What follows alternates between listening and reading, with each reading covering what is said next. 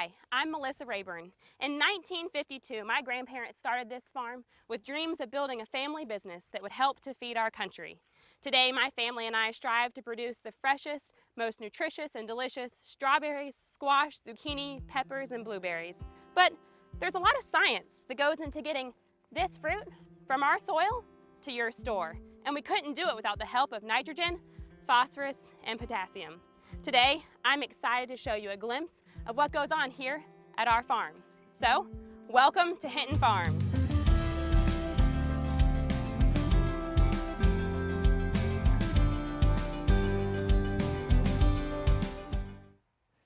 You just met Melissa Rayburn, and I'm so excited to introduce all of the other family members here at Hinton Farms. Hi everybody, my name's Kyle Shutt with Discovery Education. Today we have such a fun event for you. We are live in Dover, Florida, where we're going to learn about strawberries. We're going to learn about nutrition. We're going to learn about important nutrients like phosphorus and potassium, nitrogen, and so much more. We're going to learn about plants, plant growth, plant structure, so many things that you're probably already learning about in your classrooms.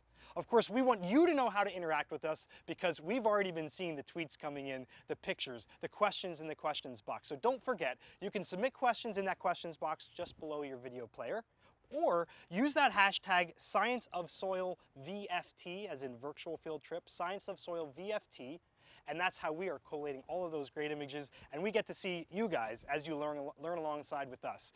We love to see those classroom pictures, smiling faces, happy students. So we're so excited to get ready. And to do that, let's first kick over to Jake Rayburn, who's going to talk to us and teach us all about strawberry plants.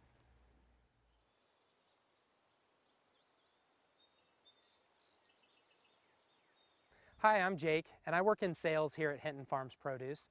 And we are a small family-owned and operated company. We're in one of our strawberry fields here today. We've got about 75 acres of strawberries here in this field. We also grow about 75 acres of vegetables at this same location. First, we start with the black plastic. We call this plastic mulch. And the reason that we do that is so that we can encase the dirt that's underneath the plastic so that when we deliver the water and the nutrients through this mechanism here, this is called drip tape, that we don't lose any water due to evaporation, and we also keep all of the nutrients under the mulch directly at the base of the plant so they can take up as much of those nutrients as possible. This is what a strawberry plant looks like when it's fully matured. We have several different varying ripeness of strawberries on the same plant at the same time. We also have a bloom right here on the plant, and this bloom will turn into a strawberry within about 3 weeks. They're green when they start to ripen and they get a little bit more red, and then finally you have a strawberry that's fully red and ready to be picked. We can look down in the center of the plant and we call this a flag, and this flag is what will produce the next crop of blooms that will turn into strawberries. So all of these main leaves on the plant will die and we'll have a new set of leaves, a new set of blooms, and then a new crop of strawberries that we can pick.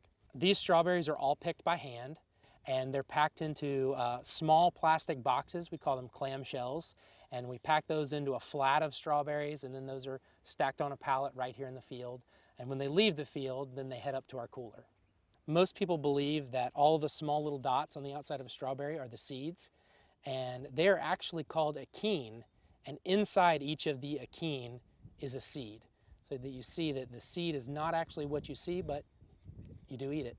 The strawberries themselves taste differently all throughout the season.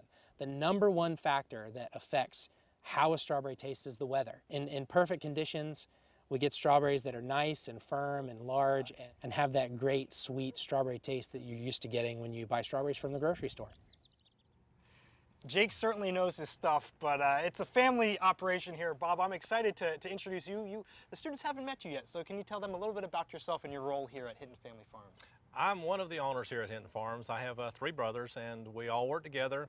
My responsibilities have come down quite a bit since Melissa and Jake are taking things over, so I don't do near as much anymore, but I still help with the sales and I help with the management of the farm, making decisions, farm decisions. That's great. Well, we have so many questions, so many students that are interested in this topic. And so let's just jump right in here. We have Greene County Middle School. In fact, Jessica Rodriguez, hi, hope you're watching. She wanted to know, why is soil so important for plants? Melissa, can you help us to understand that a little bit more? Yeah, absolutely. You know, I used to teach middle school, so I know that you've learned about how the plants use the sunlight and their leaves in the process of photosynthesis to make food for the plants. And a lot of times that's what we think about, but we tend to forget. Kyle, you want to kind of help me pull this thing out? We forget what goes on underneath the soil because we can't see it. So That's cool. we're making a mess here, but that's what you It's do my on the kind farm. of event. So when you look under the ground and you see all these little tiny roots, you can think of these roots almost like fingers that are reaching down under the soil to grab up everything they can, you know, and on one hand, these fingers are holding on to the ground. They're helping to keep that plant anchored and sturdy and strong. But on the other hand, they're reaching to grab up any water, any nutrients they can find and feed all of that up into the leaves, into the fruit, into the flowers so we can produce these beautiful ripe strawberries on here. And so whether it's the type of dirt, if you've learned about different types of soil, whether it's clayey or sandy, and then also the extra nutrients that we add in here. You can think of like a vitamin that you would take. Okay. And so all of that plays a part so that these roots, and the more roots a plant has, the more nutrients it's going to be able to pick up. So as you can see, like there's spots in here where, I mean, you can't even knock soil off without breaking roots. Yeah, it's really a tight system there. So that's the sign of a plant that is very well established and grabbing up lots of nutrients. Now we are at the beginning of strawberry season here in Florida, so our plants are still kind of small, our strawberries are still kind of small, but as you can see, this plant's off to a great start with such a strong root system. Wonderful. Thanks for letting me get my hands dirty a little bit. Yeah. Fun event. So many other questions coming in here. In fact, one that in particular this is Mrs. Alvaro's third grade science class. Thank you so much for joining. They wanted to know, how do scientists and farmers work together to really learn how they can improve the soil, specifically for strawberries? Well, the University of Florida has a great research system close to the research center, is close to our farm, just a few miles away. And they have recommendations. They give recommendations for all the farmers, for all crops, but especially if we're thinking of strawberries. They tell us what to put out during the season, and we tell them during the season if we have any problems. In other words, they'll say you need to put out this much nutrients during the season, and if we see a spot out in the field that's weak, or maybe it's not the right color and not growing properly, we'll go back to them and let them know that, so they can next year maybe do some more research and figure out what we need to change. And we also have a person who checks our field at least once a week, so we can tell if there are weak spots in the farm, weak spots in the field, and apply extra nutrients. That's great. You know, to me, it's kind of like your relationship with your doctor. Like, you know what you need to do to live a healthy life. You know, you need to eat good, nutritious food and to exercise to keep your body active. But sometimes there's a problem. You get sick and you need to go to the doctor to help figure out that problem and figure out how to get better. And that's exactly what we do with the scientists. I mean, my family's been doing this for a lot of years. They know how to grow strawberries and fruits and vegetables, but occasionally there are problems that we need help with, and that's where we turn to our scientists to help us diagnose those problems and address them. I love that idea of teamwork and just how it's such a connected community to be able to help everybody win. So that's great. More questions coming in, specifically Zanaya, I hope you're watching. Wanted to know, what kind of soil do you plant strawberries in? You just referenced that a little bit, Melissa, but Bob, can you elaborate? Well, with the technology we have today, we can grow strawberries in almost any soil. Whether it's the perfect soil would be dark with some organic and really deep sand, so it's well drained, and that would be the perfect soil. But even the sandy soils that are kind of light and have a hard pan so the moisture stays up there, we can grow strawberries in those soils. But that's because of the technology that we have now, and it's through the research that's been done. Okay, wonderful. We have some video questions that are coming in too. So here's a video question from Skylar. Hi, my name is Skylar in Miss Nelson's class, 4th grade, and I have a question for you. How has technology improved your farming? So Melissa, perhaps you can answer this one. How has technology improved your farming? Yeah, that's a great question. So technology has really impacted everything that we do at the farm.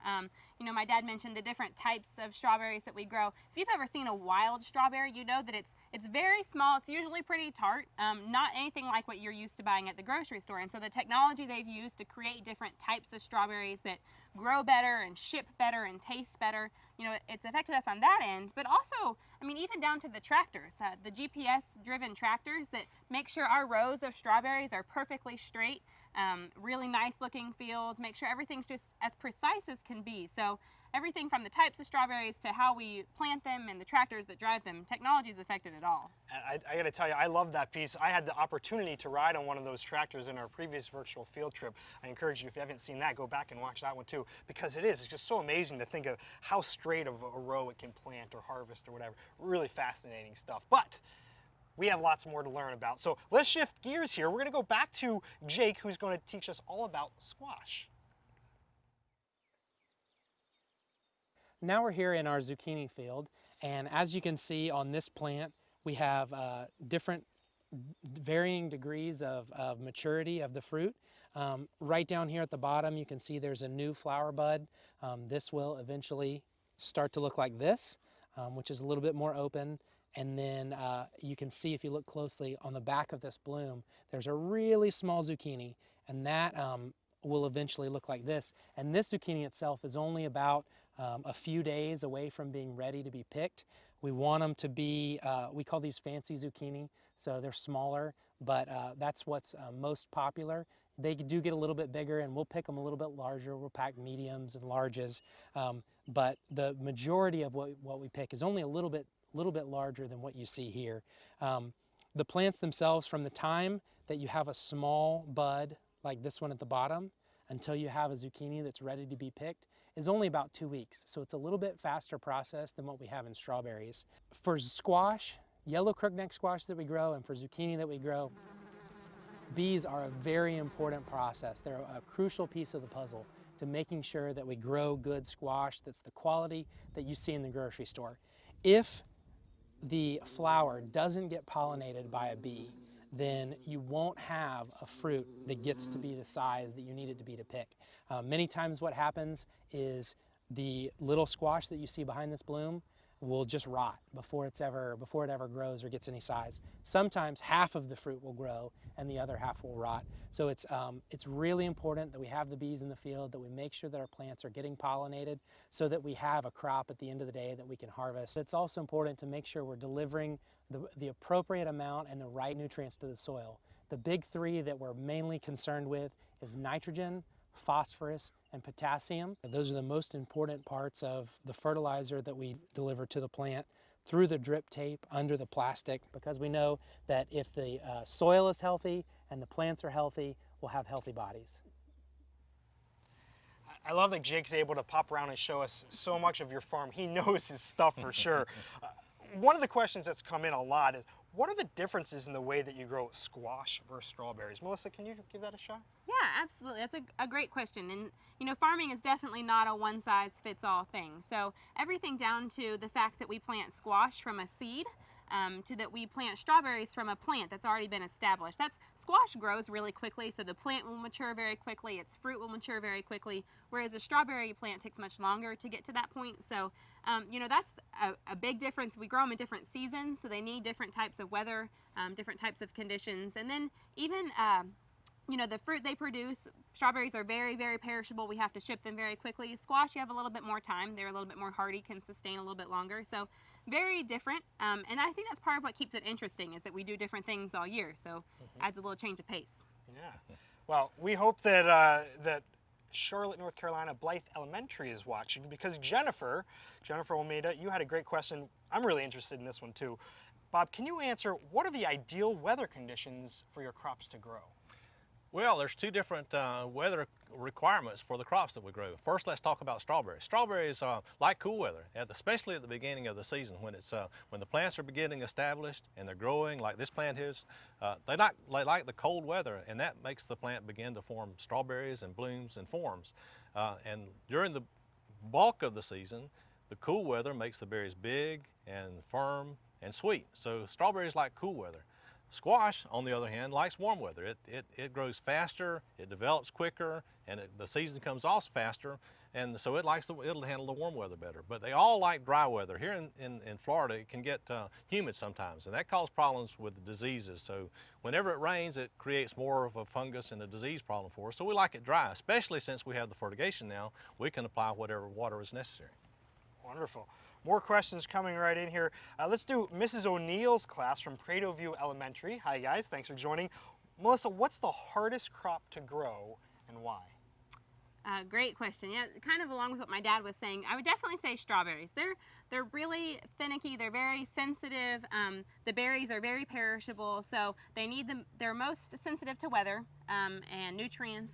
You know, talking about weather, there's nothing worse than right in the middle of strawberry season hearing a torrential downpour of rain, because what you're envisioning is every single one of those raindrops is putting a bruise on the strawberry, and so you know by the time that strawberry gets to a consumer like you to eat, it's going to be mush. So because they are so sensitive, so perishable, so fragile, they're pretty difficult. They're also really susceptible to disease, like my dad mentioned. So they really take a lot of time, effort, planning, and care to make sure we get you the best possible strawberry that we can get you. It's really fascinating. I don't think about these things. You know, sometimes you go to the store, there they are, but really, really interesting stuff. Well, you guys, I haven't been able to stump you yet, but I promise I'm going to try. I'm going to give you a break for a few minutes because I'd like to welcome Amy. Come on over, Amy. And Amy, you are the Florida Regional Representative for Nutrients for Life, correct? Yes. Wonderful. So you have a hands-on demonstration to show today? Absolutely. Is that right? Yes. So I work for a foundation called Nutrients for Life, and we are all about telling people, educating folks, students, teachers, people in the community about responsible fertilizer use and how it's completely tied to feeding a growing population. So I do have a little demonstration. Wonderful. I'm from going to some get girls out of here. here because Okay. I see you've got students lined up. That's my Absolutely. favorite part, is getting students on camera. Come on in, guys. Okay. I'll see you in a few minutes. Thanks so much. So we have Ashley, Erica, and Laurel. And where are you guys from? We're from Turner Bartels K through 8. Okay, Turner Bartels K through 8. Thank you so much for joining us today. And so we're going to talk to you a little bit today about the ways in which people use the land that we have available here on Earth. So before we get started with the apples, I just want you to brainstorm a little bit. What are some ways that people use the land available here on Earth? Well, they can use the land mostly for farming and stuff. Farming, cropping. Okay, farming, growing crops, that's great, Laurel. Anybody else? They can use it for housing or schools. Absolutely. Places to live, places to go to school. Ashley, what do you think?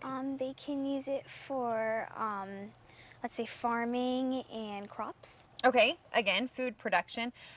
We've also got one thing that I didn't hear, industry, infrastructure, so your roads, places where manufacturing takes place. Also wildlife habitats, and when you think of places like desert, ice scapes, that sort of thing, those we consider to be wildlife habitats as well. So we're gonna take our apples, and our apple represents the whole world, okay? And real quickly, I just want you to, as I cut the apple, I'm going to cut it into 4 equal pieces, so quarters. And as I do that, will you girls please draw on your apple 4 equal sections. So we're going to cut our world in half, and then we're going to cut it into quarters, into 4 quarters.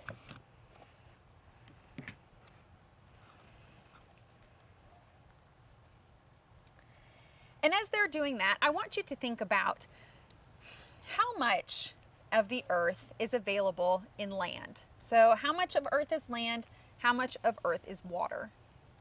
Ladies, any guesses here?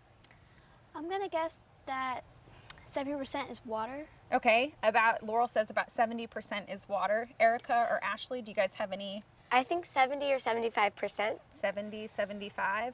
I think 70%. Okay, 70%. These girls are really smart. So they're learning quite a bit at TB Bartlett.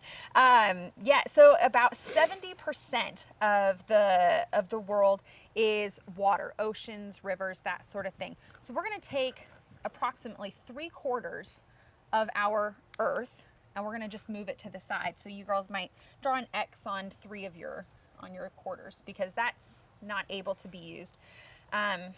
And then on the quarter that you decide to be land, you're going to cut it in half. So draw a line right down the middle of your land section.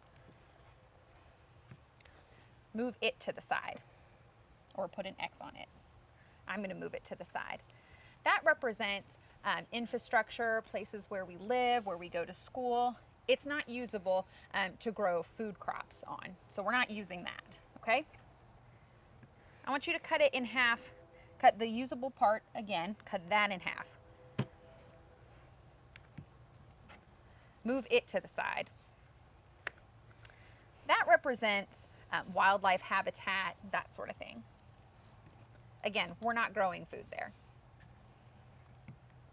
And then one more time in half. So we've taken our quarter of land down to an eighth. We're going to move that to the side. And that represents places where we work, places where we recreate, you know, your soccer fields, that sort of thing. So we're not growing food there either. So now what we're left with is 1/32, and what I want you guys to do is on your portion that's left, do a 1/32, 1/32. That is 1/32 of the Earth's total surface.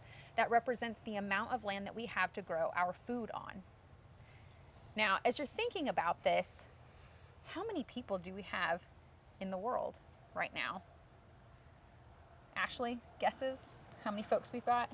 Over 7 billion? Okay, over 7 billion. Erica, how about you? Over 6 billion? Over 6? Say around 6 or 7 billion. Okay, somewhere around 6 to 7 billion. These girls are really good. So yeah, right now on planet Earth, we are right around 7 billion folks. And that means that on 1/32 of the Earth's total surface, on an eighth of the land that we have, we are growing food for 7 billion people. That's a lot of zeros. So by 2050, it's really not that long from now, by the year 2050, how many people do you think we'll have? 10 billion? 10 billion? Okay. Around 9 billion? 9? More than 8 billion? Okay, more than 8. Yeah, we're projected to have just over 9 billion people by the year 2050. And so that means that we're probably not going to get any more land to grow our food. And the skin of the apple, I don't know if you can see that, but the skin of the apple, how it's very thin, that represents the topsoil, the place where the plants actually grow. And so without very much land, without very much topsoil, it's becoming a bit of a challenge for our farmers and producers to produce enough food to feed the world. Before we go, I just want to hear any questions that y'all have. I have one question. How does this relate to wildlife and humans? Okay, so how does this relate to wildlife and humans? Well, humans and wildlife have the same amount of land to live on. And because wildlife needs a certain amount of land, and the increasing population of humans needs more and more land to live on, that means that we have to figure out how to grow food efficiently on this small amount of land that we do have. What are the effects on soil? So effects on soil. Soil is imperative. It's extremely important to plant health and food production. So in order for us to grow enough food on, again, this extremely small piece of land, we have to have healthy soil. And so it's really important, as Melissa and Bob and Jake were saying, that you have extremely healthy soils. And one of the ways that we do that is to amend the soils by adding fertilizer. You can think of fertilizer as sort of a vitamin for our soils. Why is there only a small piece of land to do farming? There's only a small piece of land to do farming, and that piece of land to do farming is getting smaller and smaller because our population is getting larger and larger, and those people need somewhere to live. So oftentimes they take up farmland. And again, that's why it's really important for us as agriculturalists, as producers and consumers to figure out how we can use land efficiently. All right, well, we are going to learn a little bit more about healthy soils and using land efficiently from Jared Parker. He is Hinton Farms agronomist, and he helps them keep their crops healthy and their soils going. Hi, my name is Jared Parker. I'm a fertilizer salesman and practicing agronomist with a company called Chemical Dynamics in Plant City, Florida. Today I want to talk to you a little bit about the process and methods of fertigation. Fertigation is simply the blending of water and fertilizer into the same line in order to feed the plants. So think of sitting at the dinner table. You have your food, you have your drink. Food would be the fertilizer, and your drink would be the water for the plant. So with the fertigation, the plant is getting both at the same time through the same line in the most efficient way possible. This allows for the plant to develop, to grow, to produce fruit that we can actually eat on our dinner tables at home. So the reason why certain farms like Hinton Farms decide to do drip fertigation is because it is the most efficient way possible, especially with strawberries, to fertilize the crop.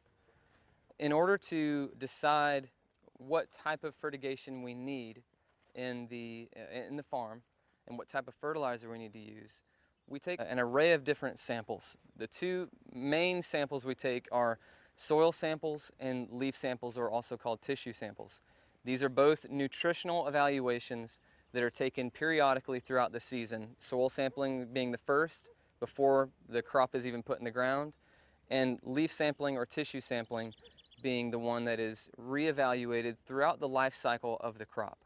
When we're pulling these samples as we're analyzing the farm, we're implementing our 4 R's, which is the right place, right rate, right time, and right source. By keeping track of everything that is in the farm and everything that we're putting into the farm, we are staying true to those best management practices on the farm in a very practical way.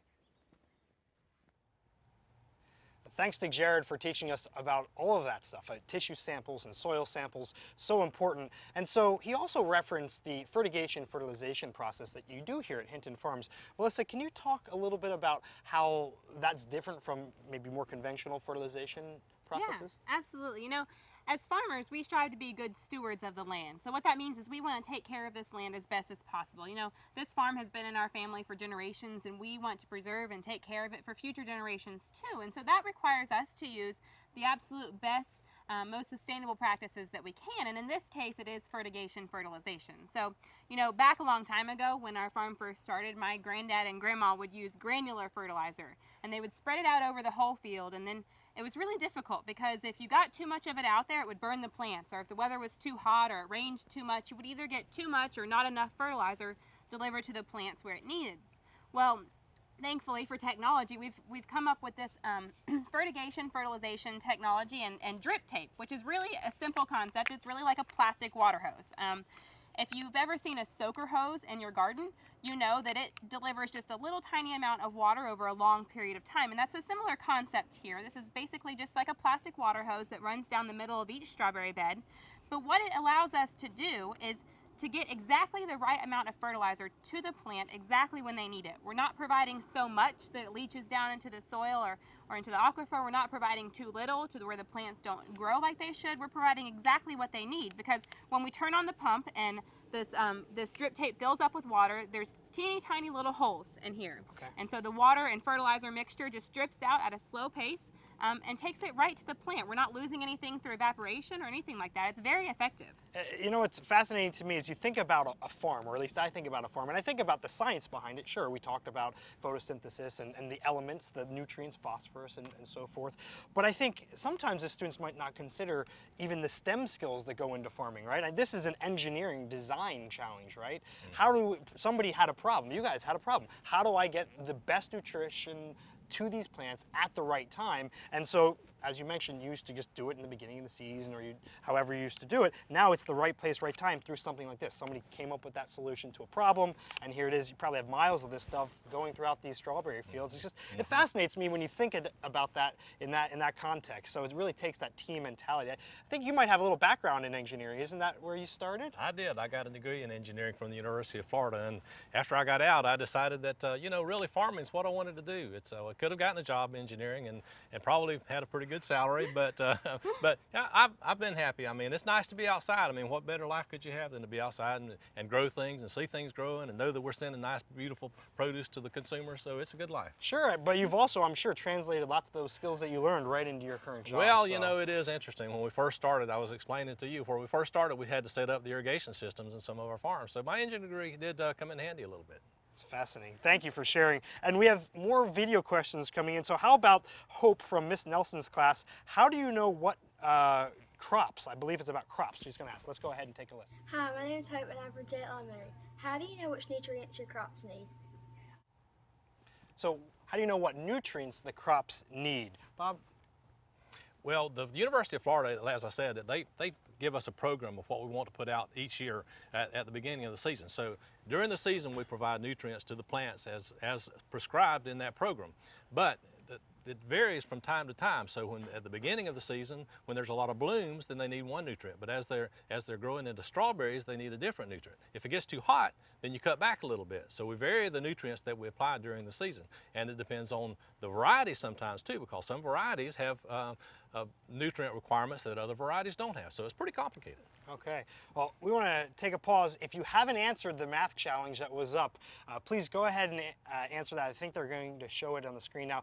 Make sure you get your answers in. We're going to review those answers in just a little bit. And in addition to that, of course, you can use that hashtag Science of Soil VFT, but we also love seeing the pictures of your classrooms, and we love the questions, and there's a bunch of questions coming in on Twitter as well, even comments. Locust Grove, FFA, thank you so much for watching your ag class, enjoying this webinar. We really appreciate that. Mrs. Nelson's class, they're studying plants right now, so they found it just fascinating that we're doing it at the same time. But we had a couple other questions that were interesting. I think we might have touched upon this one a little bit earlier, but Stephanie Fry wanted to know, in Red Lion ASD area school district, why is it necessary to use plastic to grow your fruits and vegetables? I'm guessing they're talking about that plastic mulch. That's a good question. Plastic is crucial to growing strawberries, and because we didn't used to use plastic, we just had the plants placed in the bare ground. And the plastic has several advantages for us. First of all, it keeps the moisture in the ground. Without that plastic, the moisture would just evaporate. And then it keeps the strawberries, instead of laying on the ground and becoming soft, the strawberries lay on top of the plastic. Plastic keeps the weeds out.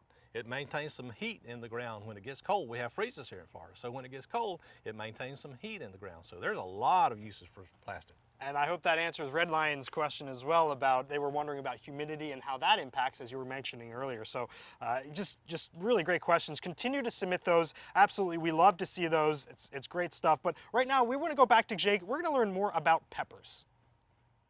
We're here in our field of jalapeno peppers, and if you look at the plants on either side of me, you can get a good view of a compare and contrast of what a nice, good, healthy jalapeno plant should look like, with dark green leaves. And on this side, we see plants that the leaves are starting to yellow, and that's a clear indicator that there is a nutrient deficiency in these plants. I see the problem down the entire length of the row, so that tells me that there's something wrong with the drip tape that delivers the water and the nutrients to the plants underneath the plastic. These plants are clearly not getting the nutrients that they need to grow properly to produce jalapeno peppers. One of the reasons that that's a problem is if you look at the fruit off of a jalapeno that is getting the proper amount of nutrients, you have a nice green jalapeno pepper that's the size you would expect to see that you can buy from the grocery store. On plants with a nutrient deficiency, the peppers are much smaller, and that is because the plants are not getting the nutrients that they need to be able to produce fruit efficiently. We wouldn't want to sell peppers like this to our customers because this fruit is not going to have the same taste that a fruit off of a healthy plant would have. And ultimately, at the end of the day, this will affect our overall yield. If plants aren't getting the proper nutrients, then we aren't going to pick the same amount of fruit off of a field as we would if they were getting the nutrients that they need. So Jake's talking about plant nutrition, and that's what clearly we can see the theme here today. But I love that you brought these samples here. I'm guessing you like one of these plants more than the other, but can you explain what's going on to all the students? Well, let me explain. First of all, this was a mistake. Somewhere out in our field, the drip tube got messed up. So this is the one that he was referencing in that video. That's okay, exactly interesting. right. So what happened is the drip tube got stopped up. So this plant did not receive the water and nutrients that the other plants did. And it's so very obvious what happens when you don't receive the nutrients. Look at the size of the plant, the green of the plant, the size of the peppers on the plant, the number of peppers on the plant. It's just striking, the difference. So I think your students can tell how important it is that these nutrients be applied and the water be applied at the proper amounts at the proper time.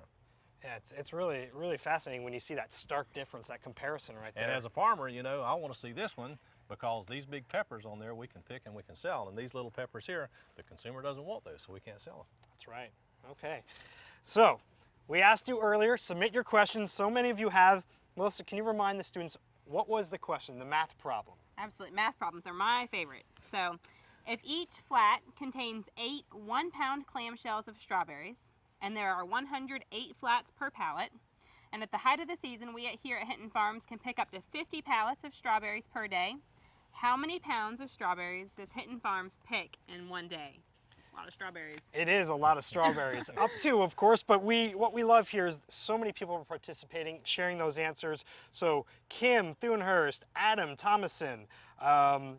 Yannick, so many of the teachers here are participating, and they're saying the correct answer of 43,200 pounds. That's exactly right. So nice job. Thanks for participating with us. Really interesting when you think about the scale of what goes on here. And at the same time, you were sharing earlier, it's kind of a smaller farm compared to some of the bigger commercial farms. So fascinating stuff. Let's learn more about how you take your plants, your vegetables, your fruits, and process them and get them to the supermarket. Normally I'm in the sales office, but today I'm on a forklift. So you've seen how we grow the strawberries, and you've seen the whole process of fertigation, and now we're at the cooler where we do our packaging and processing. Here's where we make the boxes and send them down to the farm, and they send them back to us full of ripe, red, juicy strawberries. When they get back here to the cooler, our goal is to get them to 32 degrees within 2 hours, and that helps prevent decomposition. If we can get them to that 32 degrees, then they don't start to rot before they wind up at the grocery store where you can buy them and take them home to your family. So Bob, what's your goal from picking the strawberries here to getting them to the supermarket? Well, we try really hard to grow a big, beautiful strawberry, but that's not going to do us any good if sometime between our farm and your house it goes bad. So we try to get our strawberries picked and in the cooler and cooled down within 2 hours after harvest. And then hopefully, if we can get those strawberries shipped out the same day or the next day, they can be in the grocery store in 2 to 3 days. So if we can get the strawberry picked, cooled down properly, and in your grocery store so it'll be on your table in 3 days, you'll have a nice, big, firm, fresh, sweet strawberry on your table. That's fascinating to think of how quick the process is. And we had a lot of questions submitted even before the event about harvesting them. So let's give credit to Mrs. Hawkshurst Parkwood Elementary School class in Madera, California. Hi guys, hope you're watching. They wanted to know specifically, how do you harvest those strawberries without breaking them, Melissa? That's a great question. And so we harvest the strawberries by hand. So we have a team of pickers that go out there and they gently take the strawberries from the plant and put them into those clear plastic clamshells that you've seen. And they have to be very careful because everywhere their finger touches the strawberry is the potential for that strawberry to bruise. And while it might just look like a little spot then, by the time that strawberry gets to you, that bruise would have caused that whole strawberry to just turn to mush. So the pickers are very skilled at picking the strawberries very gently, placing them into the clamshell, making sure the clamshell isn't too full where they get squished, or maybe not full enough where they have room to bounce around and bruise each other. You know, I only like to eat strawberries straight out of the field because I think that's when they taste the best. And so between the strawberries being picked perfectly and then getting them sold and moved quickly, our goal is to get you a strawberry that looks and tastes just like it does here in the field. And that takes a large workforce of very skilled people. I can imagine. So more questions coming. Miss Snow's third grade class in Chicago. Hope you're staying warm up there. Weather's beautiful here, by the way. I gotta tell you. They wanted to know, do you wash the strawberries before shipping them? No, we don't wash strawberries. When you wash strawberries, they begin the deterioration process. So we used to wash them when I was a kid, and they break down a lot faster. So we don't wash strawberries. So yes, you should always wash fruits and vegetables before you eat them at home. Now the vegetables can be washed. You asked the question about vegetables. A lot of those are washed, but they still should be washed before you eat them because you don't know if they might come into contact with something between here and there. So a little trick I'll take back to my wife. Don't wash them until I'm ready to eat them. That's right. Okay, I'll remember that for sure. Thank you. So what we want you to know is that at the scienceofsoil.com website, we just launched our Let It Grow contest. And this partnership from Nutrients for Life Foundation and Discovery Education is giving away agricultural grants to schools that could be used for things like starting your own school garden, so they can plant their own strawberries, peppers, squash, whatever it is they might want to do in their garden. So we definitely encourage you to participate. And here's what you need to know. All teachers and adults can vote every day for your school for your chance to win. So what does that mean, students? Go home, tell your parents, start voting. The more people voting, the more your chances. So go ahead and please join us there. Additionally, students and teachers, we want you to know that we're very excited about the launch of a new digital interactive. And that's going to be launching on the Science of Soil website mid-December, so in just a week or two. Students, you can choose from one of 3 crops to be planted on different plots of land throughout the farm. And after a crop is selected, you'll be able to conduct a cooperative extension soil test on the plot of land to identify nutrient deficiencies in the soil, what we're talking about today. Once these deficiencies are understood, students, you get to select the appropriate fertilizer type, the amount to place on the plot of land, and the support to support the growth for the selected crop. So what does that mean? At the end of the day, what's so cool is that it's a virtual simulation, an opportunity for the students to learn right alongside with us. They watch this today, they can go back and watch it. Of course, it will be archived, but everything we're talking about and showing in the field, they'll be able to do right there from the website. I think that's pretty cool, and That's awesome. we can't wait till it's live here in just a week or two. So, a few more questions. I love getting these student questions here. Ms. Quinn's 4th grade class, Sauk Elementary in Richton Park, Illinois. Thanks for joining. They want to know, how many hours does a farmer work each day, Bob? Well, less and less now. As I'm getting older, I don't work near as many hours. But our farming, like we do, is seasonal. So during the season, when you're preparing the land or planting or harvesting, it's real busy. There's not enough hours in the day to get everything done. So farmers in general have to work daylight till dark. But during the off season, we finish up in May or June, and during the summer, that's kind of slow, so we can take a little time off. But during the busy time, you have to work a lot. I can believe that. So, Melissa, the students want to know, what's your favorite part of your job? Well, my boss is pretty good. But, you know, It's the right place, and right right, time. right. Good, Melissa, good. You know, my main job here is working with our social media and our website. Basically, we want to share our story as farmers with you, the consumers. And I love that. I'm really passionate about what we do because I've grown up here. You know, this is, it's in my blood. And so I love sharing our message with consumers and people, helping them understand what we do and helping them appreciate it like we do. Do you have an answer? Well, of course, being outside, being able to farm, having the sense of accomplishment, going out there every day and seeing these things that we do, and thinking about providing this good strawberries and good squash and good peppers to the consumers, that's very fulfilling. And then being able to work with a family, that's special. That's an added benefit. So in general, there's not much of a better life than you can have than being around a farming atmosphere, and especially family farming atmosphere. And you're talking about all the different jobs, and I wanted to mention here, if I might take just a minute, there's so many job opportunities in agriculture now.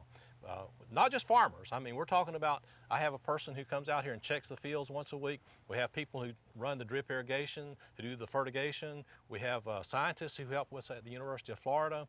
We have specialists that come out here and help us. We have tractor drivers who are way better tractor driver than me, and that's why I don't drive anymore. They're better tractor driver than me. So there's so many job opportunities in agriculture. For a person who, like me, who enjoys being outside and enjoys farming, there's an awful lot of things you can do. That's great. So if you're interested, there's your invitation. We hope you'll take him up on it. So, personal question here. It's the holiday time. I have to go home. I can't wait for the holidays myself, but I'm always interested, what's your favorite holiday dish that you use with the plants and vegetables on your farm? Why don't you start, Melissa? Well, you know, the Hinton family is a big family, and we get together a lot. Family cookouts, family traditions are very important to us, and it is certain that whatever is in our field is going to show up on the table some way. One of the classics in our family is called strawberry pie. My grandma was the best at making it. I mean, strawberry pizza, I'm sorry. My grandma was the best at making it. It is like a shortbread cookie crust with a layer of cream cheese and sugar, and then a layer of strawberries and a layer of Cool Whip on top. So it's pretty much amazing as far as pizzas go. You have one of those ready for after the show? Right. I hope. But you know, I mean, Thanksgiving was just last week, and on our table we had squash casserole and jalapeno poppers, so we definitely incorporate those into our meals. Sounds great. Do you have a favorite? Same thing. I love the squash casserole and the jalapeno poppers. And of course, my mom, like Melissa said, made that strawberry pizza, and that was handed down from for her friends from when we were kids, and that's a very special tradition. Okay, well, thank you so much to all of you that are watching. Your questions, your pictures, your comments have just made this so much fun for us. We're going to answer a few more after the show if you stick around and follow that Science of Soil VFT hashtag. But I definitely want to thank you guys and all of the Hinton family farms here, your family, the folks that are working here. You've been so hospitable, letting us just to be outside here and to share with all the students. Just such a treat to me. So on behalf of Discovery Education Nutrients for Life, we really appreciate you letting us come here. Absolutely. I'm It's glad been- you're here. It's been great. So thank you so much, students. Have a great rest of your day. This will be archived. You can watch as many times as you want. See you guys.